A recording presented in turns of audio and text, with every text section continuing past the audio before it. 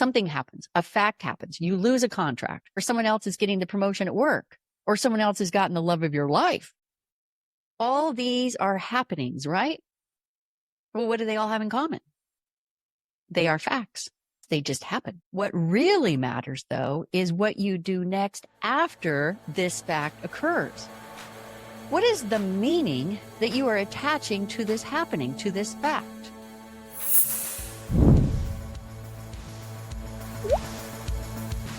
Hey, my friends, it's Diane Armitage back again with the Catalyst Code, and I am so glad that you are here. I'm so glad that you tuned into this episode, and I think that you're really going to enjoy it. If you're brand new to my world, let me tell you, I tell a lot of stories, and today is going to be sort of a funny one, so I'm glad that you're here.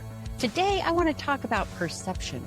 And the reason it came up in my mind is that my best friend in Denver, Diana, she has this new amazing Siberian Husky puppy. Well, it actually was like this big, and now it's like this big. And her name is Dory. And she took a picture of her the other day because Dory was out on the cold, cold patio, laying there, and the snow was coming down, and she's enjoying herself out there. And it's brittle cold, brittle cold. The wind is howling. You can see her fur doing this. And my friend just like, I don't get it. She just absolutely loves it out there. I try to get her to come inside. She absolutely is not interested in coming inside. And I'm like, remember, she's a sled dog. This is how they're born. She is a sled dog.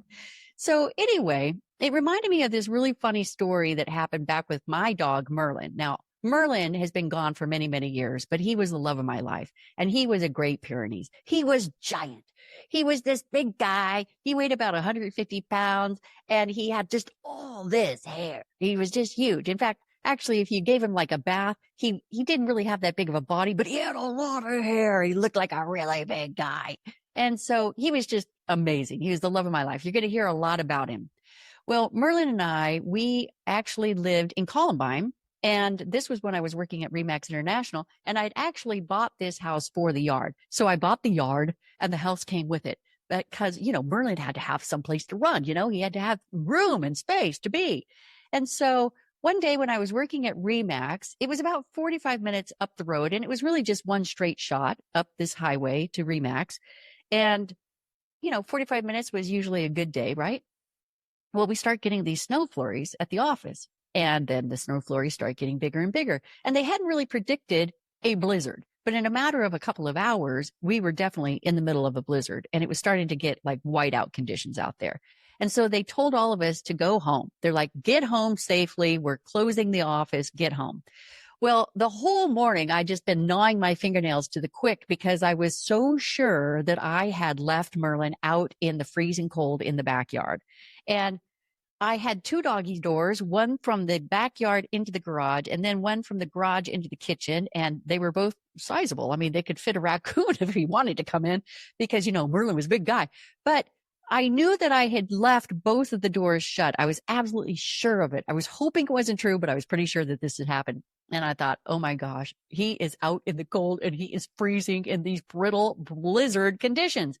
And so I drove all the way home. It took me like an hour and a half to get home, and I'm an absolute wreck. I'm absolutely terrified. I pull into the garage, and sure enough, I had left both of the doors closed. There was no way he could even have come into the garage. And so I go running into the kitchen, and I fling open the patio door, and there's Merlin on the patio table, on the patio. It's a big redwood table, and he looks at me like a sphinx. He just barely turns his head and looks at me like, hey, and he is covered in snow. There's at least 6 inches of snow around him on the patio table. So he's been out here for a while, and he's just got at least a couple inches of snow all over his body. And he's laying there with his feet out, and his nostrils are quivering, and he's having the time of his life. He's having the greatest time in the world. And I'm like, Merlin, you got to come inside. I know that you are freezing. And he, in his sphinx-like way, turns and looks at me like, what are you talking about, woman? This is fantastic. This is what perception is. This is what perception is. Two beings in the very same place, same circumstance. I was terrified that he would be frozen to death, and he was horrified that I would actually insist that he come inside when he was communing with his element. This is what perception can do to you, You can be in a space, in a circumstance, a situation that your perception chooses to define in a whole different way.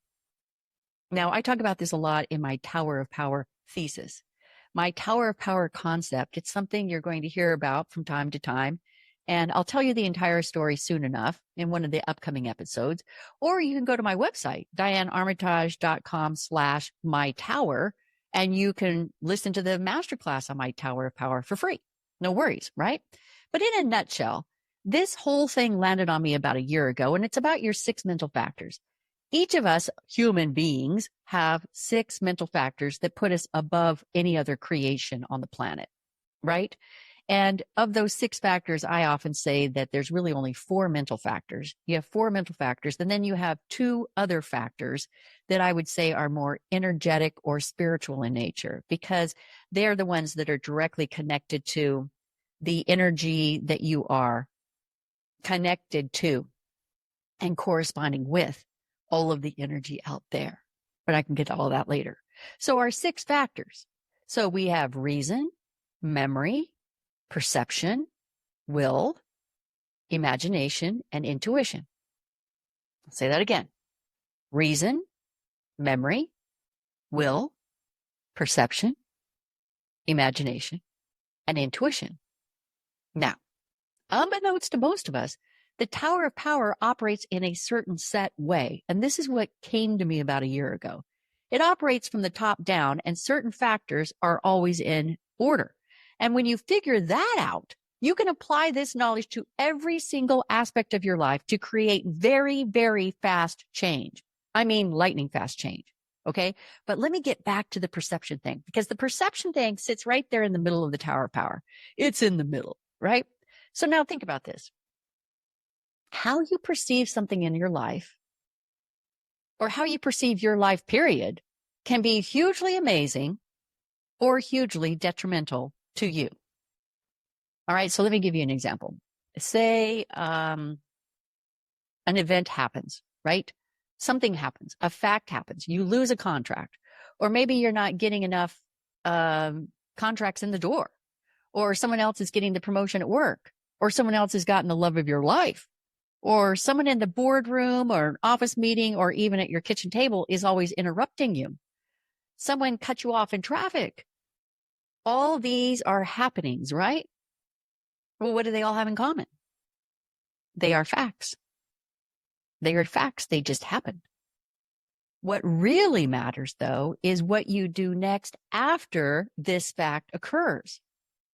I'm going to say that again. What really matters is what you do next after this fact occurs. And that is this. What is the meaning that you are attaching to this happening, to this fact? What is the meaning? This becomes your perception. And your perception, even on just one happening happening the first time, changes your entire story. It can change your entire trajectory. It can change your entire life. One of Wayne Dyer's most famous quotes is, change the way you look at things, and the things you look at will change.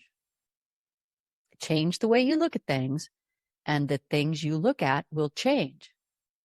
Well, our beloved Wayne Dyer meant that in a good way. He was saying all you have to do is change your perception about how bad, grimy, crappy, hard, fill in the blank adjective you choose about your life. And when you change that perception to fulfilling, exciting, resonating, joyful, meaningful, purposeful, fill in those blank adjectives, that shift alone can shift your life's trajectory. It really does work that way. But most people don't see it in that happening in their lives. They tell me, Diane, I'm doing these affirmations. I'm writing these gratitudes. I'm doing everything right, day after day after day, and nothing is changing. Why is this? Because your perception is tied into 2 other mental factors, your memory and your reasoning mind. Oh, that reasonable mind, which sits all the way at the bottom of your Tower of Power. Now, typically, when you try positive thinking and affirmations and all of that, your reasonable mind pokes up its head. It's like a little prairie dog and says, no, wait a minute, you know this stuff doesn't work. In fact, you've secretly thought that people who do affirmations and write gold cards are a little, batty or frivolous, or maybe they're desperate. So just looking at you and your life right now, I mean, how? How would you make that kind of change? How would you make that kind of money? Why do you think you have that kind of skill or talent to embark on that thing in the first place? And those people that you want the promotion from, I mean, let's face it, they're never going to respect you because you really don't matter. You're really just not that important. You're really not that smart. In fact, in most people's lives, the reasonable mind has a field day with their perception of themselves. And then there's your memory. Your memory is the go along to get along factor. I'm just going along to get along. In fact, most cases, when things aren't going well for you, your memory is that kind of medium-sized kid who gangs up with the big bully kid, which is your reasoning mind, to tell you, hey, you're trying to shift your perception about yourself or a situation. Well, you're kind of a known loser who's never been able to shift your life before. I mean, this stuff doesn't work because let's face it, it's never worked for you before. It's never worked out before. You've never had the money show up before. You've always failed at such and so. I mean, remember when you tried that one big idea before and you landed on your face? In fact, all of your memories are tied to your perception. Your memories about the facts of your life, the happenings, the events, the good, the bad, the ugly, the magnificent, all those memories are what either are lifting you up into a better and better space and life because your perception of you is strong and confident, or it's squashing yourself down to just the way it's always been for me. This is the way it's always been for me. I don't really succeed. I don't really achieve what I want. I don't really get the things that I really deserve or desire. Maybe I don't even deserve them. Trust me, my friend. This is your reasoning mind and your memory ganging up on you and hurling snowballs at you from the bridge, like in the movie Elf. Remember that scene? They're coming at you from all angles. They're just pummeling you. Okay, so let's go back to, I'll get to Elf in a minute. That was an idea that just popped up. Let's get back to Merlin. Me and Merlin squaring off on the foot deep snow, on the patio. And I'm like, come on in. My reasoning mind has been blatting at me all morning long about what a terrible dog mom I am, how thoughtless I had been, how no dog would be able to withstand this blizzard. And yes, had it not been Merlin, I really could have been in trouble. But see, in this case, my reasoning mind, it didn't even want me to remember that Great Pyrenees dogs are typically left out all day and all night on freezing hills in the Alps. Where the Pyrenees are, Alps, to protect sheep and livestock from wolves and bears. Okay, so my memory, well, I'd never previously left a previously owned dog out in the freezing elements, but I had seen and cried over plenty of those videos that show people rescuing these poor dogs from terrible living situations in someone's backyard, or they're caged in the freezing elements and they're almost dead and they're starving and they're miserable. And all the drive home, my built-in YouTube brain just kept rolling one reel after another of those terrible images. Meanwhile, Merlin's reasoning mind is saying, okay, she usually works till 5. She's home by 5:45. That gives me at least another 4 hours of quiet bliss, hanging out in this quiet bliss. And he was not happy that I messed with his grand day's plan. Okay, so you're saying, okay, what do you and your fur bulldog have anything to do with my perception? because your perception of a thing that happens, a fact that happens, will always and forever, every single time, be skewed in one direction or another, and then tucked into your memory banks like that. In a nanosecond, tucked into your memory banks. Why do you think we call it memory banks? Banks.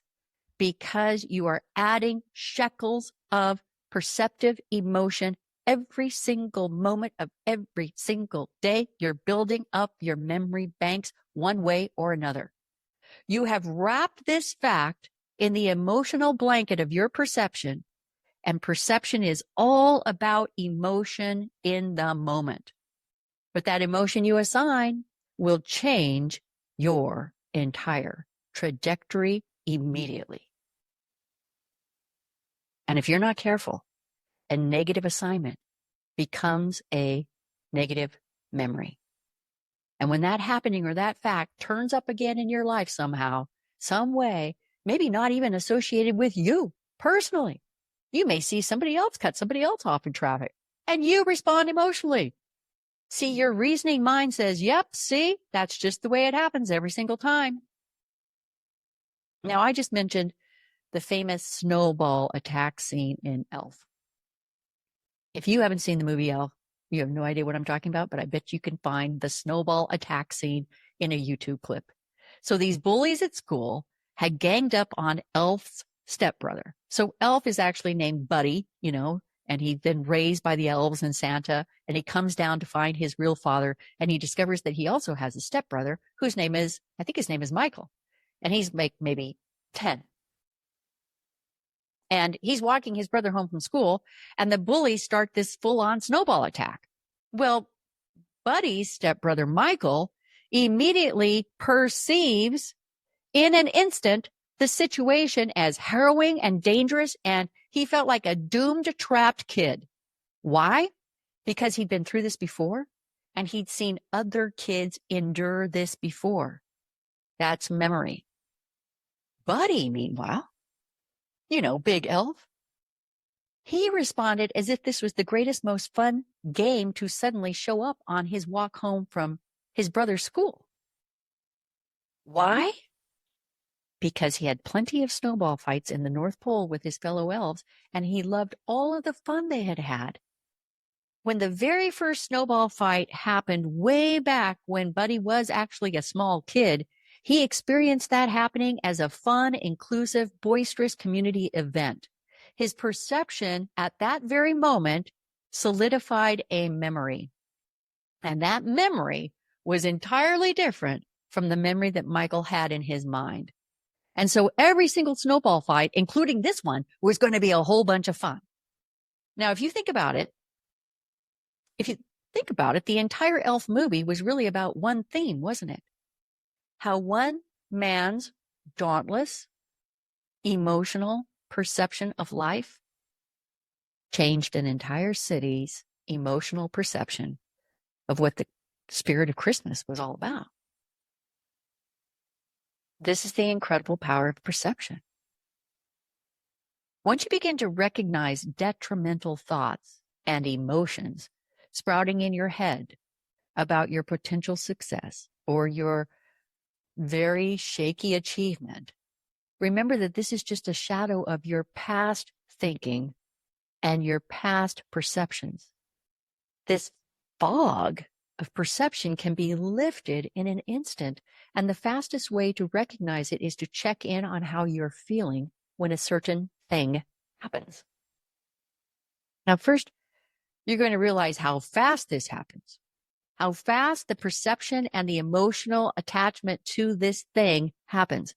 Like the next time somebody cuts you off in traffic, or the next time your spouse or your kid interrupts you at the table.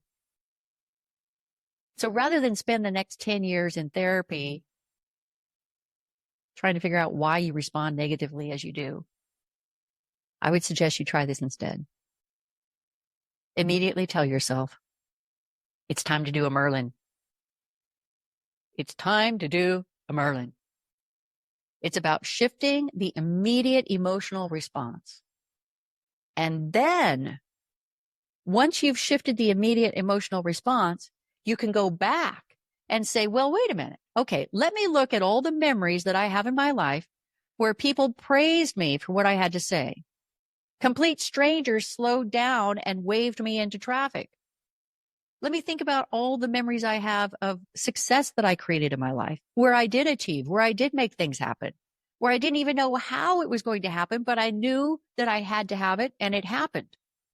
This is how you bolster and shift your perceptional memory. You're shifting the perception on how your life is a success, how you really do matter. You have as many and many more perceptions of great successes and achievements in your life than you think you do. But the tendency, from the way we've been raised, from the circumstances and external circumstances around us, the tendency is to move into the negative space before moving into the positive space. You don't have to do that anymore. As you move forward, you begin to count those new daily successes as part of that perceptional formula to rise up, to stay above, and to continue forward, knowing that your perception is what you choose for yourself. Your perception is what you choose for yourself. You're not going to let it take you down the rabbit hole any longer. This is perception. It doesn't matter what anybody else thinks. It's like my dog Merlin hanging out on the patio table. He wasn't concerned about my perception, about the blizzard and him being outside. He cared about his blissful state. This is perception. How you treat the event, the fact, the occurrence. This is the building block of your life. So what do you prefer? Mark my words. Change your perception, and your world will mold itself around it. Your reality will mold itself around your perception. That's my short lesson for today. I look forward to seeing you back on the Catalyst Code. Please like, subscribe, and share this with the people in your world. And thank you for being in my world. Make it a great day, and I'll see you next week.